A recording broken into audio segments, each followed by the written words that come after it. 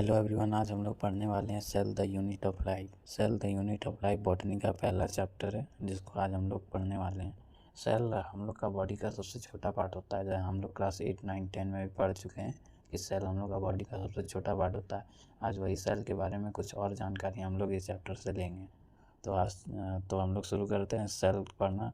तो पहले मैं बताना चाहता हूँ कि हम लोग का बॉडी का मैं एक एग्जांपल से समझाता हूँ कि जैसे कि कोई भी मैटर लेते हैं तो उसका सबसे छोटा पार्ट हम लोग जानते हैं कि एटम होता है।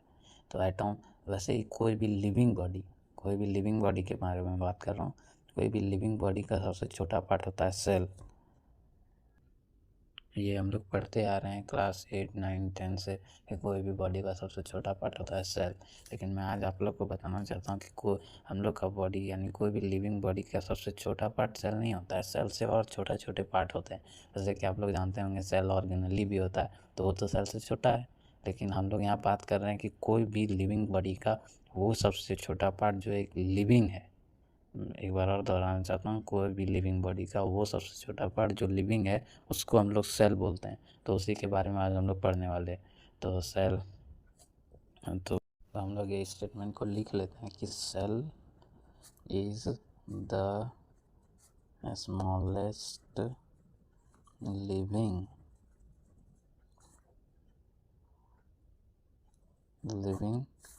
Part of our body.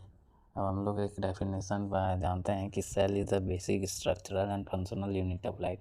ऐसा क्यों बोलते हैं कि सेल हम लोग का बॉडी का basic structural and functional unit of life. Cell को स्ट्रक्चरल यूनिट ऑफ लाइफ इसलिए बोलते हैं क्योंकि बहुत सारा सेल मिला के टिश्यू बनाता है, बहुत सारा टिश्यू मिला के ऑर्गेन बनाता है, बहुत सारा ऑर्गेन मिला के ऑर्गेन सिस्टम तब एक ऑर्गेनिज्म बनता है। इसीलिए सेल एक स्ट्रक्चर फॉर्म करते जा रहा है, इसीलिए सेल को हम लोग स्ट्रक्चरल यूनिट ऑफ लाइफ बोलते हैं। अब फंक्शनल यूनिट ऑफ लाइफ इसलिए बोलते हैं क्योंकि हम लोग का बॉडी का कोई भी वर्क, जैसे कि हो गया मान लीजिए रेस्पिरेशन, तो रेस्पिरेशन हम लोग का बॉडी पार्ट नहीं कर रहा। हम लोग का बॉडी का पार्ट में जो सेल है वही इसलिए कर रहा है, वो कर रहा है, इसलिए हम लोग बोलते हैं कि सेल फंक्शनल है।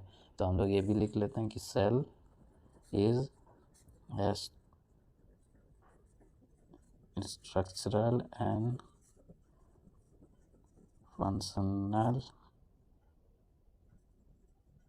Unit of life. अब हम लोग जानते हैं कि सेल हम लोग का बॉडी का सबसे छोटा पार्ट होता है। तो इसको कोई ना कोई तो खोजा होगा, कोई डिस्कवर किया होगा। तो हम लोग जानते हैं कि सेल को डिस्कवर करने वाला कौन साइंटिस्ट का नाम था रॉबर्ट हुक।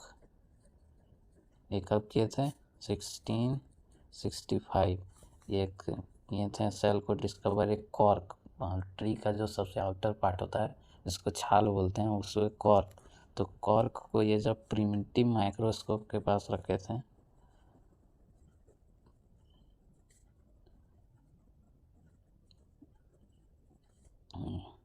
तो उस सेल को जब रॉबर्ट हुक प्रिमिटिव माइक्रोस्कोप के पास रखे थे, ये माइक्रोस्कोप रॉबर्ट हुक ने डिज़ाइन किया था। तो उनको एक हनी कॉम लाइक स्ट्रक्चर यानी बॉक्स जैसा स्ट्रक्चर दिखा जिसको उन्होंने नाम दिया था सेलुले। तो उसी को आज हम लोग जानते हैं सेल के नाम से। ये ऐसे ही हनी कॉम जैसा स्ट्रक्चर था, तो उसको उन्होंने नाम दिया था सेलुले। तो उसी को आज हम लोग सेल के नाम से जानते हैं। तो ये जो सेल उन्होंने डिस्कवर किया था ये डेड सेल था, dead cell. First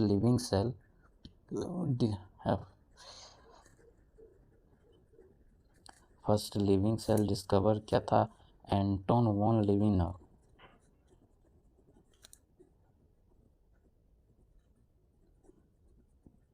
Anton Leeuwenhoek किया था, ये किया था 1674 आफ्टर 9 ईयर आफ्टर 9 ईयर के बाद। तो हम लोग देखें सेल का डिस्कवरी कैसे हुआ। और कुछ साइंटिस्ट के बारे में देखते हैं, जैसे कि रॉबर्ट ब्राउन एक दिया है। इन्होंने डिस्कवर किया था न्यूक्लियस। इन्होंने कब किया था? 1831 में। तो अब हम लोग ये देख लिए कि सेल कैसे डिस्कवर हुआ। अब सेल डिस्कवर हुआ तो सेल कौन कौन बॉडी में पाया जाएगा, ये सब बताने वाले साइंटिस्ट भी कुछ हैं जो टुगेदर फॉर्मुलेट करते हैं सेल थ्योरी। सेल थ्योरी एक थ्योरी है, जैसे कि हम लोग बता सकते हैं कि तो अब हम लोग पढ़ने वाले हैं सेल थ्योरी के बारे में। सेल थ्योरी एक थ्योरी है जो बताता है कि जितना सारा लिविंग ऑर्गेनिज्म है वो सेल से बना है। तो इस स्टेटमेंट को बोलने वाले साइंटिस्ट के बारे में अभी हम लोग पढ़ने वाले हैं और उसके बाद न्यू सेल्स कैसे आता है वो भी हम लोग को सेल थ्योरी ही बताएगा। तो हम लोग स्टार्ट करते हैं सेल थ्योरी देने वाले साइंटिस्ट के बारे में। तो सेल थ्योरी दिए थे दो साइंटिस्ट ने, और उसको मॉडिफाइड किए थे एक साइंटिस्ट जिसका नाम था वर्चा। तो पहले हम लोग बात करने वाले हैं दो साइंटिस्ट के बारे में और उन्होंने क्या क्या स्टेटमेंट दिया था उनके बारे में। तो हम लोग स्टार्ट करते हैं। पहले साइंटिस्ट जो थे उनका नाम था मिथेस सिल्डन।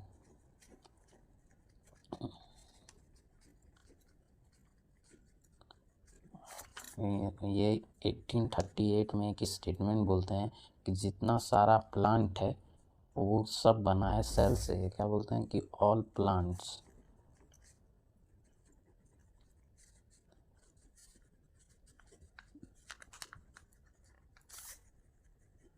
ये बहुत सारा प्लांट को देखते हैं, उसके बाद उसको ऑब्जर्व करते हैं माइक्रोस्कोप से, फिर ये बताते हैं कि जितना सारा प्लांट है वो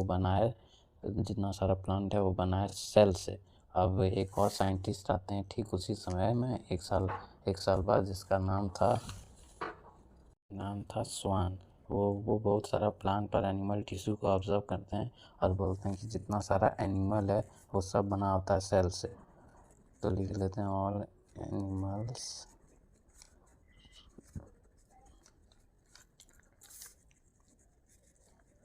ये बताते हैं कि जितना सारा एनिमल है वो सेल से बना है। और उसके बाद ये प्लांट टिश्यू को भी ऑब्जर्व करते हैं और उसके बाद बताते हैं कि जितना सारा प्लांट है वो बना होता है सेल से।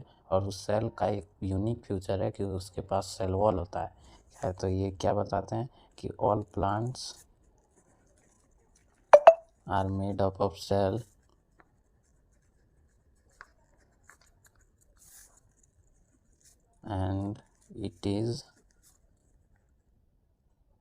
and it has a unique feature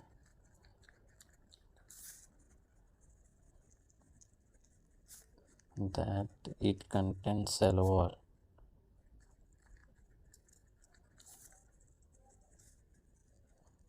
ये बात स्वान बोलते हैं। तो ये दो साइंटिस्ट थे स्लीडन एंड स्वान।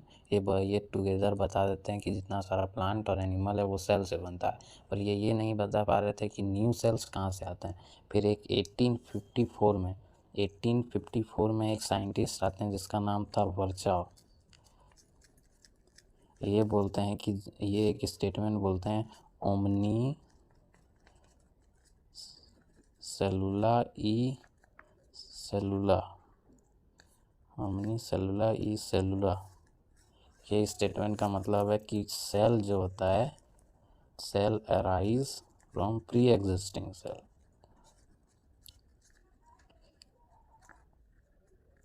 जो सेल है वो पुराने सेल से ही आते हैं।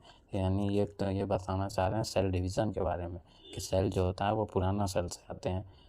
तो ये टुगेदर ये तीनों साइंटिस्ट मिल के बना देते हैं सेल थ्योरी।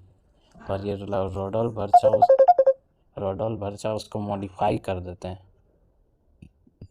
सेल थ्योरी तो पहले ये दोनों साइंटिस्ट दे चुके थे, फिर रोडोल्फ वर्चा ने आके उससे मॉडिफाई कर दिया और बता दिया कि न्यू सेल्स कहाँ से आते हैं। तो एक बार हम लोग लिख लेते हैं सेल थ्योरी को। सेल थ्योरी क्या बोलते हैं, ये मॉडिफाइड सेल थ्योरी है। मॉडिफाइड सेल थ्योरी है, ये बताता है कि ऑल प्लांट्स एंड एनिमल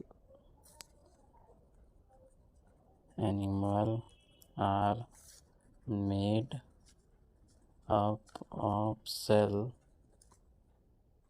और एक और स्टेटमेंट जो मॉडिफाइड हुआ था वो cell end product of cell. सब सेल्स है ना, सेल के बीच में भी कुछ सामान होता है, जैसे इंटरसेलुलर सब्सटेंस होता है तो उसको हम लोग बोलते हैं प्रोडक्ट। वो इंटरसेलुलर सब्सटेंस म्यूकोपॉलीसेकेराइड है तो वो सेल का एक प्रोडक्ट ही है ना। तो एंड प्रोडक्ट ऑफ सेल ये बहुत ज़रूरी है। और उसके बाद एक और बताते हैं कि cell arise from pre existing cell.